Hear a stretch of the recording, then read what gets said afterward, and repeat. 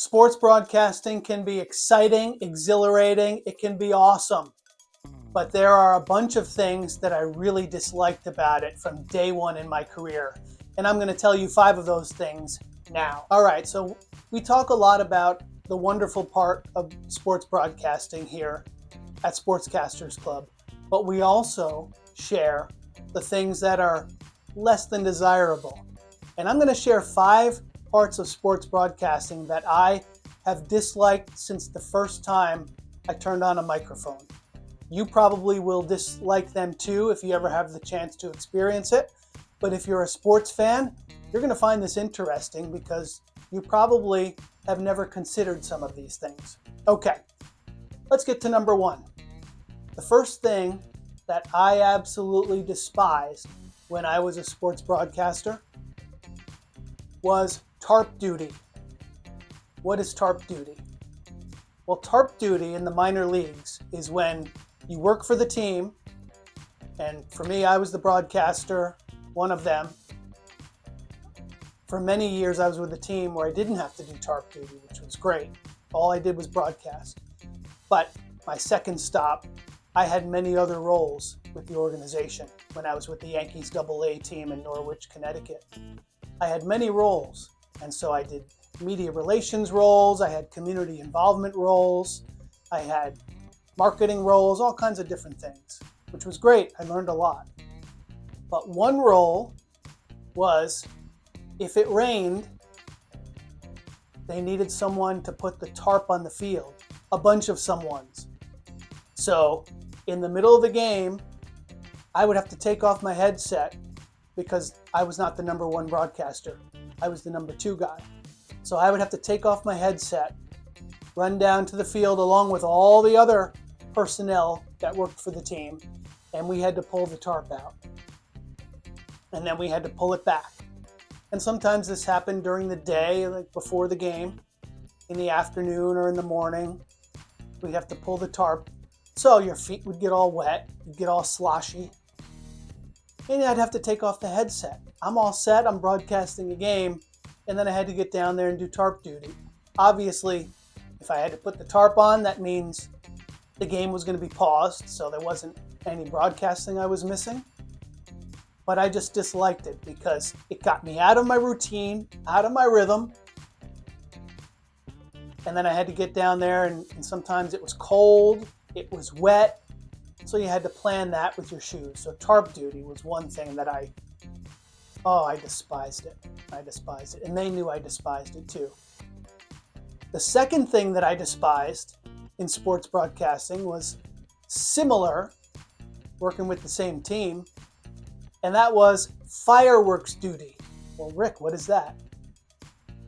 On nights when the team had fireworks displays after the game, we would obviously watch, and they were fun and enjoyable and all that. I'll tell you what I did with a previous team I used to work for. But it was great to watch the fireworks. But then, little do you know that every firework that goes up has to come down. There's a little shell, a little casing. So after these grand fireworks displays, we would have to go down on the field, and it's 10, 10:30, 11 at night. The lights would still be on, and we'd have to pick up all the firework pieces. They'd be on the warning track, they'd be on the infield, the outfield, by the dugouts. We'd have to pick it all up. So I had post-game duties to take care of regarding broadcasting and media. That was just one extra thing. At that park, I also closed up the park. I was the last one to leave, and I would set the alarm and leave. Sometimes, when I hadn't had enough exercise that week, I would jog the warning track all by myself with the lights still on at night, 11:30 at night. I wouldn't do that now, but as a young whippersnapper, sometimes I just had some energy I had to get out, so I'd go for a jog, put on my headphones and go for a jog. Meanwhile, I mentioned what I used to do with the fireworks at a previous team that I worked for. My partner Bill Rogan and I, my broadcast partner, we would try to get out of the stadium before the fireworks were over. So that way, because normally we would do a post-game show, which would last 15 minutes or so. And sometimes once we did that, and then we packed up all the equipment, we would be done, ready to leave, just as the fireworks were ending and thousands of fans were ready to leave. So that caused us a big delay. We couldn't get out for an hour maybe because of all the traffic. So what we did, we learned that if we did a quick post-game show, quickly packed up our equipment, we could get out and beat thousands of fans out of the stadium. So that was always weird. Driving out of the stadium with the lights still on, the lights are off, fireworks are going, and the stadium's still packed. So that's what we would do. But that was the second thing that I disliked, the firework duty. Third thing I disliked was having a long road trip. Usually it would be overnight after the game, and sometimes you just naturally had to use the facilities. Now, as a broadcaster, we usually sat in the second or third row. The manager would be in the front seat, sometimes called the death seat, because he was right there without much protection, nothing in front of him. The second seat or the third seat is where the broadcaster would sit. And I can remember sometimes, middle of the night, everyone's kind of dozed off. Many of the players are asleep. They've got headphones on. It's dark. Usually there was no movie playing if it was an overnight trip. You play a game in one town, then travel to the next town. So you're driving during the night.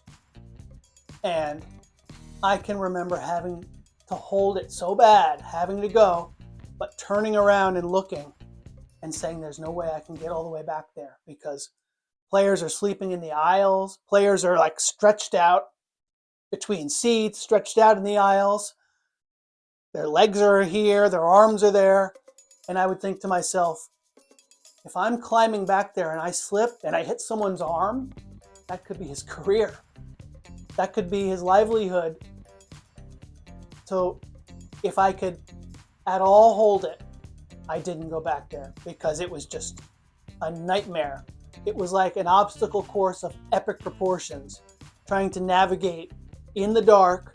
The bus is bouncing and contorting all over the place, trying to get back there to the restroom amongst all these players, lounged out and stretched out, and these are big guys. Some guys used to sleep up in the upper head bin just to get straight and flat. You have to be really skinny to do that. So that was one thing I tell you for a fact I disliked about broadcasting. Terrible. Another thing I disliked was kind of the opposite of that. Instead of those overnight trips, sometimes we would leave and head out early in the morning on a bus trip or an airplane trip. When I was broadcasting for Army Sports, maybe we were going down to play Duke and we had an early morning flight out of New York City, so we had to leave West Point at the crack of dawn, sometimes before the sun was up. And so those early morning trips, those were tough for me as someone a long time ago, late 90s, early 2000s. That was tough for me because you have to get up, you have to be packed, you have to get there on time. And so those early mornings were difficult. I remember broadcasting a game for Fordham University. I don't remember where we were on the road, but I was there with my broadcast partners, Tony Reale, who you know from ESPN, and somebody else from the crew, I don't remember who. And for whatever reason, our alarms didn't go off. And we got a knock on the door. And it was one of the assistant coaches saying, the whole team's on the bus. We're ready to take off. Where are you guys? So we all jumped up, gathered all our stuff, got on the bus. That was the most frazzled I ever was in the morning. But so those early morning trips, you never knew what was going to happen. Now I'm anal about it, so I plan things hours and hours in advance. If I have to travel in the morning, I give it so much buffer that I'm going to be there plenty of time. But that was one of the downsides of broadcasting. I certainly disliked that. And the final thing that I disliked about sports broadcasting was the fact that early in my career especially, it was seasonal. So I might have baseball in the spring or summer, basketball, hockey in the winter months. But baseball games were every day. Basketball, hockey, it was maybe 2 games a week. So I had to find other things to do to pay the bills. I had to find other work in those off times. So one baseball season, I had a full-time job overnight from midnight till 8 a.m. And then I broadcast the games, which were mostly in the evenings. So I would go to the ballpark at 3, broadcast the game, leave there at 10, 10:30, go home, change, go to my overnight job from midnight till 8 a.m. and then go home, sleep a little bit, repeat. Those are some of the sacrifices you have to make as a young sportscaster. When I was broadcasting for Army, basketball, hockey, helping with the football broadcasts on the weekends, I did all kinds of things on the side. I worked in construction, learned a lot about how to build decks, how to put on roofs, how to paint, how to do all kinds of things. I didn't love it, but at least when the weather was nice, it could have been a lot worse. I learned a lot. And I also was a substitute teacher. So on the days where I didn't have a game, we weren't traveling, we didn't have a game to broadcast, I would get a call and I would be a substitute teacher. And I did that in my 20s because I had to. And those are just a couple of the things that I did. I worked a lot of different, worked in a factory, like I call it a sweatshop, because I sat there all day and it was a printing press and they would print all kinds of materials, cards, magazines, all kinds of things. And they would come across the conveyor belt in stacks. And my job was to go through the stacks and look for, does this one have a little blur on the side of it? And I'd go through thousands of these. No blur, no blur. Oh, here's a blur. Put it to the side. I did that all day long. Talk about mindless. I did data entry where I sat at a computer and I had stacks of papers.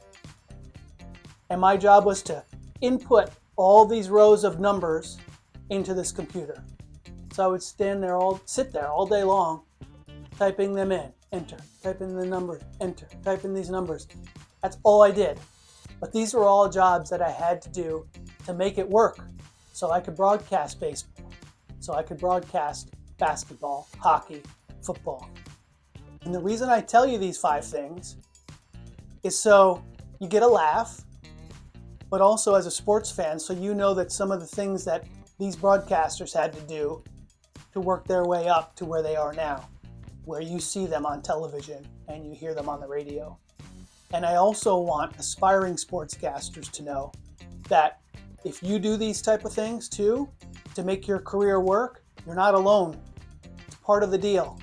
It's part of paying your dues.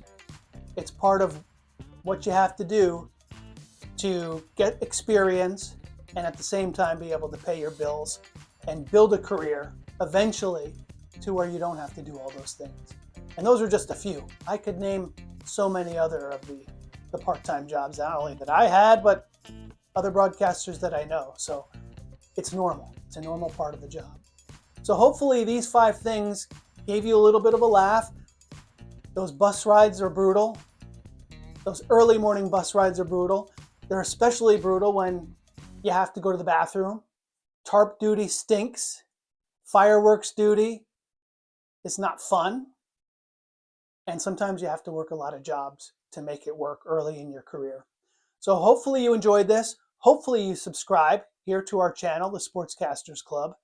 A lot of things on the website, free tips, advice, a lot of articles, all the other things we have there.